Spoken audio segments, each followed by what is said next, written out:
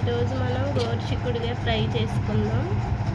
దానికి కావాల్సిన గోరుచిక్కుడుకాయలు చిన్న చిన్న ముక్కలుగా కోసుకోవాలి, శుభ్రంగా కడిగి ఉడకబెట్టాలి. నెక్స్ట్ మసాలా కోసం తాలింపులు, పల్లీలు, ధనియాలు, జీలకర్ర, వెల్లుల్లిపాయలు. పల్లీలు, ధనియాలు, జీలకర్ర లైట్గా వేడి చేసుకొని వేపి మిక్సీ పట్టుకోవాలి. వెల్లుల్లిపాయలు వేసి మిక్సీ పట్టాలి. తర్వాత కొబ్బరి పొడి కూడా తీసుకోవాలి.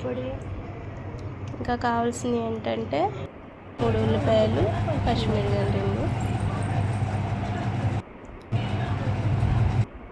గోరుచిక్కుడుకాయలు ముక్కలు కోసి కడిగి శుభ్రంగా ఉల్లిపాయలు, పచ్చిమిరపకాయలు సన్నగా కట్ చేసుకొని వేపుకోవాలి తాలింపు దినుసులు వేసి. తర్వాత ఉడకబెట్టిన ఈ గోరుచిక్కుడుకాయ ముక్కలు వేసి మనం ప్రిపేర్ చేసుకున్న పొడిని అంతా ఒకసారి కలిసేలా కలుపుకోవాలి. గోరుచిక్కుడుకాయ ఫ్రై రెడీ.